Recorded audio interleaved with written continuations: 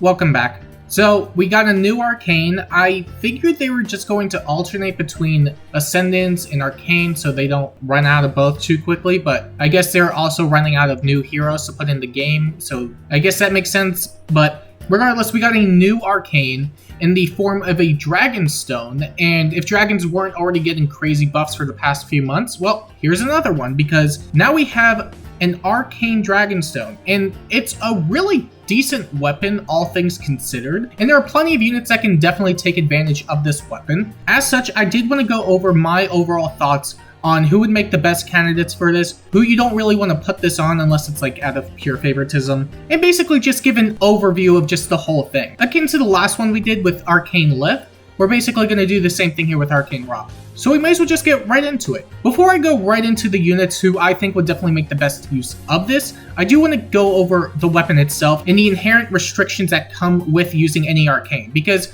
for those who aren't already aware of what the Arcane does, it's basically an Inheritable PRF. But if you have a PRF skill, then you can't use it alongside the Arcane. And I'll go into that in a bit. But for now, let's talk about Arcane Grima, which is a Slaying Dragonstone, which is the first Inheritable Slaying Dragonstone we have, which is really, really cool. It grants Spectrum 5, it has a guaranteed follow-up, it has true damage based on the unit's attack, and it works with AoEs, which is really, really solid. And then it also restores HP after combat, which is really, really nice. If you were to take a close look at it comparatively to the likes of the Arcane Sword, it's really not too different. You're really just trading the follow-up Denial and Guard for healing and true damage, which isn't a bad trade-off whatsoever, especially for some units who would much prefer just their damage output over just general tanking, as well as the fact that there's a good chance that even with follow-up denial, that it really wouldn't be too effective because no follow-up is just everywhere, and a good amount of dragons are really, really slow as is. But that aside, I think this is a pretty good trade-off, especially since it does have its own sustainability tacked into it, meaning that if you do somehow fall below 25% HP, you could potentially fall back into range after combat, which is really, really nice. And overall, it's a really solid Inheritable that I could definitely recommend pulling for specific units, but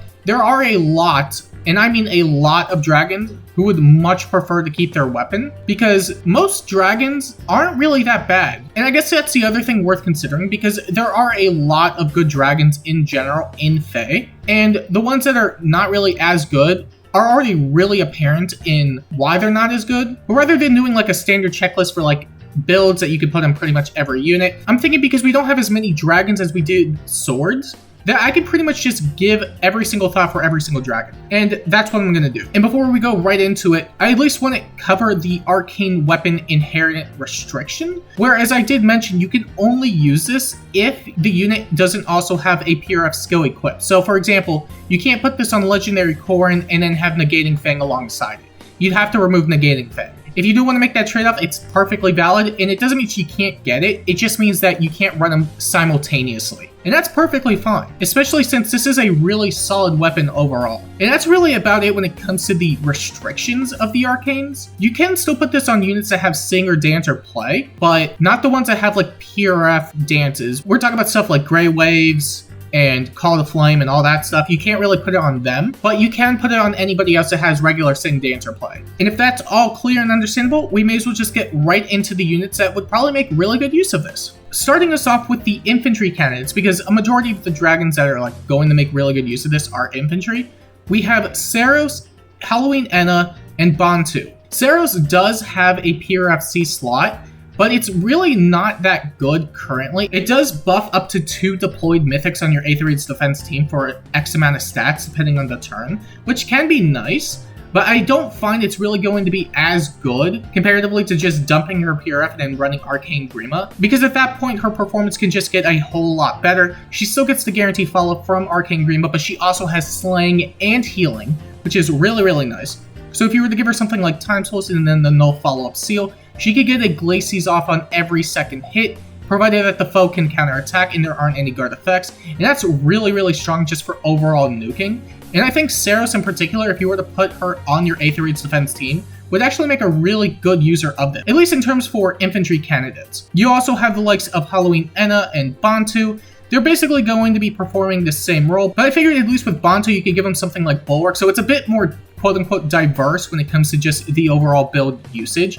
Granted, it's still relatively the same. You still have the Slaying Dragonstone with Bonfire and Breath and all that stuff, but instead of running something like Dragon's Wrath, you can run Bulwark, so that way you're getting more sustainability, and you can actually stockpile allies behind him so they don't get sniped, which is one of the benefits when it comes to Bulwark. However, you could still use this with the likes of Dragon's Wrath 4 and just output a gross amount of damage with not only the true damage that you get from Arcane Grima, but the Dragon's Wrath 4 damage that you get on top of an instant bonfire. It's going to hit really hard. And if you had to put this on any infantry tank, especially for the melee specialist role, you would absolutely want to consider running something like Dragon's Wrath, because the sheer amount of true damage that you'll get out of it is just going to be really good. And again, you could still do the same thing with Kurth Naga, except rather than running a unity, you could run something a bit more consistent, because the thing with Arcane Grima is that it doesn't prevent guaranteed follow-ups or doubles in general. So if you do have to take a second hit, and the foe does maybe have some sort of like miracle effect, or has really good damage reduction,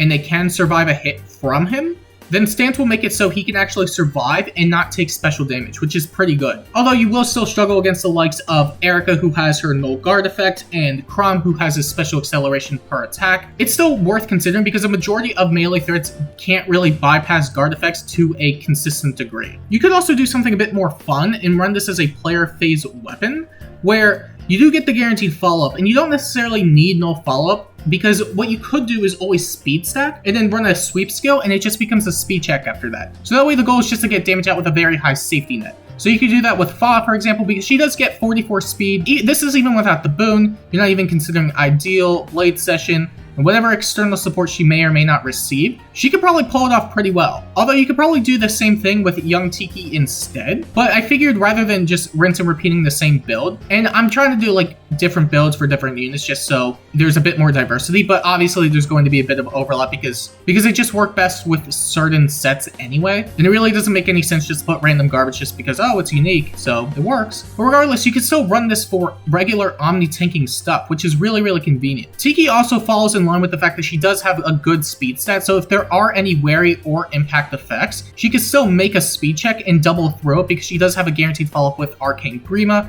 And then with the likes of Mirror Stance and Distant Counter Seal and Noontime, she'll be able to maintain her sustainability really well. Although you could always replace Noontime for any damaging special instead because she does get healing from her weapon, but it is only 7 HP after combat. You could also give this to OG female Corrin, and this also falls in line with another set idea that I had where you turn her into a player phase, maybe Aether Raid's defense unit. She doesn't really have the best attack, which means she's not going to get as much true damage from Arcane Grima as other units probably could. However, she does still get the guaranteed follow-up. She gets a bunch of stats, and she has Slaying, which is really nice. So what you could always do here is run her with Impact and Water Sweep, so that way you can cover for her lower res stat and bolster her defense stat way more. So this way, you can actually act as a really solid frontliner. You will still be prone to a bit of stuff if she gets initiated on from far, because she won't be able to counter back, but if you can initiate with Corrin, you could potentially set up Fatal Smoke and just hit really hard with a Bonfire if she's able to proc it, which is really nice. Although you could also go into a more defensive role with Tiki, and you could still do the same thing as Dragon's Wrath, Breath, all that stuff. But I figured this would be a bit more fun and intuitive because rather than just relying on pure damage output, you could also try and go down the tanking capabilities route. Because with Time Pulse, you can have an instant 2 cooldown Escutcheon. I really have no idea how to pronounce that, so apologies. That's always been one of the weird specials for me that I just can never pronounce. But regardless, you can still do this with the likes of Sturdy Stance, Attack Res Tempo, and all that stuff. Stance 4s with Tempo is actually a really solid combo because it does shut down stuff like accelerated cooldown you would get from a weapon. So let's say Brave Crom were to initiate on her. And I don't necessarily know the matchup offhand and whether or not it's actually good, but he won't be able to get the accelerated cooldown per attack because Tempo negates it. And once that's negated, the Stance inflicts guard on him, meaning that the only way he's going to get a special off is only if he has Tempo himself, which he can't get currently. And as a result, I do think this is a really solid idea in terms of just tanking capabilities. You could also put this on Noe, and Noe still has a decent niche for what it's worth for the distant counter weapon that she has built into her. especially with the penalty neutralization. But I find if you were going to use her for a melee specialist role, she's probably one of the best candidates when it comes to using the Arcane Grima Inheritable, because not only is her color really good for just covering a lot of the common melee threats, we're talking Seliph and then stuff like Erica and Crumb, it's not a bad color whatsoever, because you could still run something like green for the blues, but then you'd lose to Seliph, and then you could use red, but you'd lose to the blues. I would say blue is probably one of the better tanking colors for melees at the moment, just because of the prominent melee threats that we have. And as a result, you could continue to stack up her attack and speed, so that way she could act as a pretty decent damage reduction tank. She would still be prone to a guaranteed follow-up, unless you were to run any sort of null follow-up support, which you can do, but I find that just speed stacking her with Arcane Grima can actually work out really well, since she can actually just act as a really solid melee specialist. You could also give this to the likes of Fallen Male Corrin,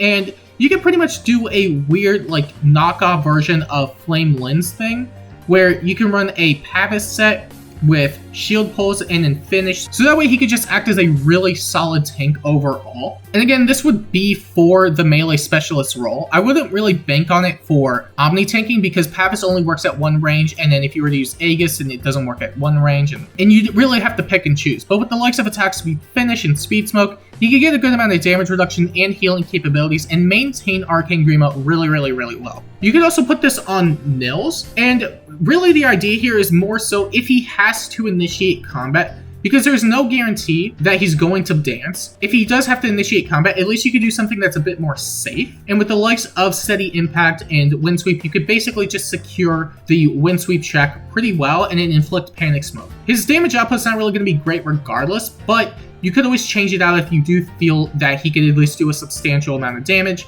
But this is more so as a failsafe if he can't play. And then you could also replace Halloween Rhea's PRF, even though it's still a really decent PRF because it does have a guaranteed follow-up with follow-up denial. I find that because her speed set is just absolutely atrocious, you're better off just running Arcane Grima because you do get the slaying effect, and chances are any foe with a guaranteed follow-up is just going to double her anyway because she can't reliably speed stack. So you can pretty much just bolster her mixed bulk and run joint drive attack, so that way she could hit really hard with the Glacies. And Mystic Boost you can replace with pretty much any other seal, but I find that the extra sustainability will go a long way. And for the final three infantry candidates, we have Female Kana, Male Kana, and Halloween Nils. Female Kana you can run as a Blazing Wind set, although you can put this on any other high attack dragon with a good speed stat. Because remember, this weapon is not only a sling weapon, but the true damage also applies before combat. So you can actually use her for AoEs, which is really solid. And going back to the Noe set for a second, you can pretty much do the same thing with Male Kana. I think he's also one of the better candidates for Arcane Grima because he also just has a really solid stat spread,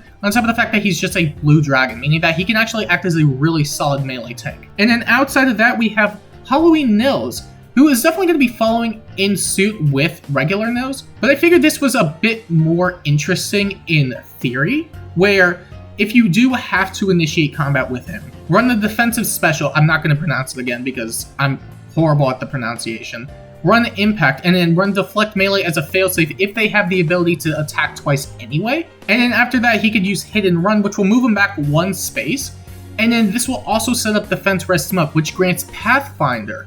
So if he does fall back by one space, there is a potential cause for having allies swoop in by bypassing Nils and then attacking the foe afterward, which could actually work really well. And that's pretty much it when it comes to the infantry candidates. Outside of that, you have the armor candidates, and for the most part, they're probably going to be the best options because it's a guaranteed follow-up with slaying and stats and healing. So naturally, it's going to scream saves. Far saves in particular are going to make really good use of this because it has slaying and it has healing and all that stuff. With a guaranteed follow-up, meaning that they can reliably loop Aegis if they have the ability to counterattack, which is really nice. So you can put this on units such as Halloween Deginsi, Halloween Robin, and Winter Sothis. They're pretty much going to be rocking a similar far save set, but the differences are really just going to boil down to skills, whether that's the Distant Counter Seal with Savalin, or Deflect Magic, or even a different A slot entirely, such as Distant Defense 4, if you just want to soak hits more reliably and just negate any sort of debuffs. It doesn't really matter which set you use, and there are a lot more skill options readily available, but for the most part, the armors are definitely going to be thriving the most because they do have access to a really good amount of A slots on top of, Distant Counter Seal and being able to use saves. That's really good in general. You could also use this on near saves, or again, more far saves. Near saves, it's going to be a bit more difficult because you still have to deal with the likes of Brave Erica, Brave Crom, and even Brave Seliph, who has his null follow-up and miracle effect, meaning that they're not going to be able to kill him in the enemy phase. And there's a good chance that he could potentially kill because he gets 40% true damage from the foe's defense if he is able to move 4 spaces before initiating combat, which is a lot to consider. But regardless, you can still run a Hardy Fighter set with the likes of Pavis and Breath, so that way you could continually loop Hardy Fighter and Pavis and just tank really well. And if you don't really want to use Hardy Fighter, you could still use something like Dragon's Wrath 4 or any other fighter skill, and retaliate with a hard-hitting special, such as Iceberg, maybe from a Winter Fa, with the likes of Mirror Stance, Dragon's Wrath, and Warding Breath. So this way she could just act more offensively in a defensive-natured role. And of course, you could still do the same thing with Idun. You could always keep her PRF too, because she does get 75% damage reduction, or it's 70, I forget how much it was, but it was a high amount, as long as the foe can double. And you could argue that maybe it's not worth keeping because she does have a decent speed stat, which is weird to say because normally you would look at this and it wouldn't really be the highest, but when you take blessings and all that stuff into account, if it's not summoner duels or any other mode, mainly for Aether raids, I do think there's a precedence for it, because I have definitely seen Savvy Fighter Iduns before, but regardless, you could always do the same thing as you were doing with Spring Idun, just replace Demonic Breath with Arcane Grima and run the same Hardy Fighter set, and then again, you could still also run another Dragon's Wrath set. I think Dragon's Wrath is probably going to be the better option when it comes to just running B-slot alternatives other than Hardy Fighter, because you already get the guaranteed follow-up. But you could always run another fighter skill if you want to bypass impact effects. But chances are, if they are going up against a foe that is able to deny their double, they probably have no follow-up anyway. So I'm much more keen on running something like Wrath 4 just for overall damage output. I do think Fallen Grima actually makes a really good candidate for this because, yeah, he's a pretty decent min-maxed armor with a good attack stat. He gets a good amount of true damage from Arcane Grima, and he has access to so many things. I can't really complain one way or the other. I think the armors are going to be the best ones, but I think that really goes without saying because saves and armors right now are pretty meta-defining as is at the moment. Outside of that, you could just put this on other miscellaneous candidates who may not have a PRF, or do something that's a bit more offensive. So you could put this on Halloween Naga, for example, who would normally have to run Ire for her double, but with Arcane Grima, she can actually run Dragon Wall instead and just act as a really suitable melee tank. And I think she'd actually make a really solid user of this. Outside of that, you could also put this on Muspel. You would have to give up Domain of Flame, and I'm going to go in as to why you may not want to give it to him anyway, but if you do want to give it to him, you can actually make him into a decent combat unit. You could give him Trace, and then he could run away, set up defense for his smoke, and then he could just hit hard in general. Because he is still a really hard-hitting dragon, even without Domain of Flame. And then outside of that, you could also put this on Halloween Tiki and Mur. Halloween Tiki doesn't really have the best C-slot as is. It's more of a reference to her legendary alt. So I do think you're perfectly fine with replacing her PRF with Arcane Grima, and then giving something like Trace and Tempest, so that way she can just consistently double. And while you will be losing out on a good amount of true damage that you would be getting from her weapon, you're still going to be able to double, and that would help out what would otherwise be stuff like Miracle Effects, which is still going to be the norm going forward. So that is worth considering. And then for Mur, you could run a Dive Bomb set, maybe with Bonfire and Heavy Blade. This is more so player phase heavy, but you could still run this in the enemy phase, and if you do want to run it in the enemy phase, you can pretty much just reference the Halloween Naga set. And overall, those are really the dragons I'd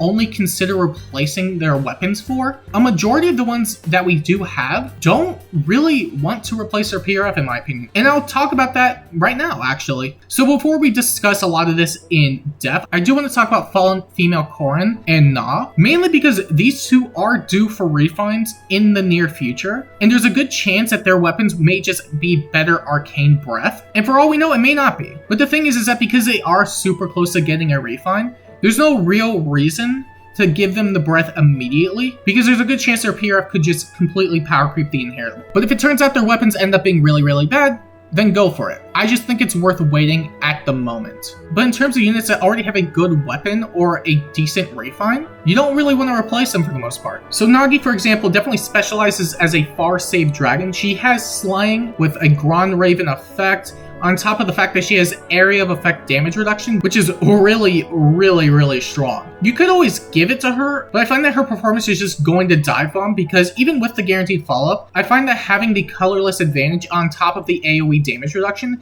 just makes her a really fantastic tank. I also wouldn't replace it on Summer Young Tiki and Halloween Myrrh. Summer Young Tiki does have the breath effect, but she also gets a lot of damage from her weapon if her special procs. And if you were to give her something like Double Catch with Dragon's Breath and Attack Risk Hold, she can actually hit really hard as a melee specialist. And I do think in that regard, even without having the ability to naturally double, without any sort of ire effect, she could still do pretty good work. And the same thing could really be said about Halloween Myrrh, not necessarily the nuking potential, but rather her tanking prowess, because she does get damage reduction on every follow-up attack, which is really strong. So if you were to pair it up with Hardy Fighter, on top of the -10 attack that's inflicted on the foe, chances are she's not going to die because she just tanks pretty much everything. And with Bracing Stance and Steady Breath and all that stuff with Far Save, there's a good chance the foe may not even be able to get a decent special off her. Outside of that, you may not even want to replace it on someone like Halloween Male Robin.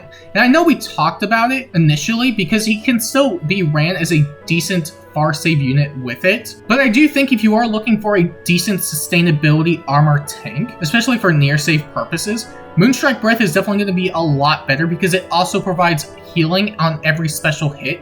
Regardless of the amount of damage, it's a flat amount of healing. So sustainability is going to be really good. Especially if you pair it up with the likes of Dragon's Wrath 4, he could just hit extremely hard. And while he would lose out on the guaranteed follow-up, you can still keep the guaranteed follow-up if you would much prefer that. But point being is that Moonstrike Breath is definitely better for sustainability near safe purposes rather than far safe Hardy Fighter purposes. And if you would much rather use Halloween Male Robin as a far safe Hardy Fighter unit, then giving him Arcane probably isn't a bad option at all. It may also be worth keeping Moonless Breath and Dragon Scale on Halloween Female Robin, because not only does she neutralize one of her weaknesses, which isn't really that grand when it comes to the build we used for her, but because she does have the breath effect as well and the healing, she can actually also act as a really solid sustainable unit. And with the likes of Hold and a bunch of stats that she gets from her A and S, she can actually act as a really solid melee specialist. Outside of that, you have Legendary Tiki, who has a PRF Far Save. It does go in tandem with Divine Mist, which does inflict a bunch of attack penalties on the foe, depending on how many visible buffs she has to her defense and res. And as a result, I do think you're better off keeping her as is. You could still make the case for Arcane, because it does have Slaying with a guaranteed follow-up and all that stuff.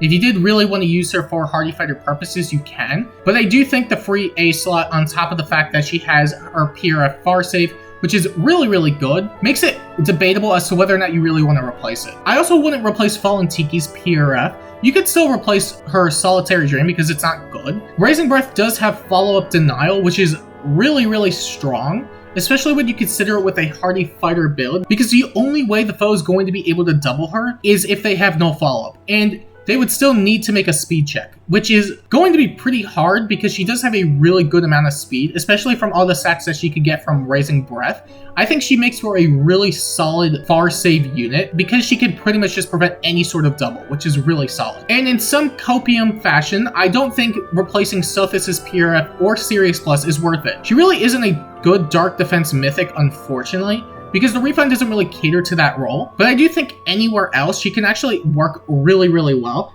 especially since Sirius Plus does have the tempo effect. She can always retaliate with the special, on top of the fact that she does get 40% damage reduction from Sublime Surge. She's not really going to be struggling in terms of damage, but she can also heal back whatever she takes, which is going to be really convenient. Now, I wouldn't replace Legendary Robin's weapon, mainly because you do lose out on Dragon Skin 2, which is a really good A slot, considering not only does it grant +6 to everything, but it does have the dull effect, which is really good for just checks in general, especially for Dragon Wall. And with Exploration in tow, she does get +10 to everything, which can mean a lot for a good amount of matchups. Outside of that, you have the Adrift Corins, who pretty much do the same thing, but they already have a Slaying Weapon with 40% flat damage reduction and the breath effect. And as a result, I don't really think it's worth replacing it, because even if you do get a guaranteed follow-up, I think the additional effects that you get from Draconic Rage is just a whole lot better. And then with Naga in particular, I don't think your combat's really that good anyway. I do think you're better off just keeping her, especially for supportive capabilities, because you could still give allies Dragon Effectiveness and a bunch of stats from Divine Breath, which is really nice. Outside of that, you also have Duma, and Duma has Upheaval Plus. Upheaval Plus probably won't work as well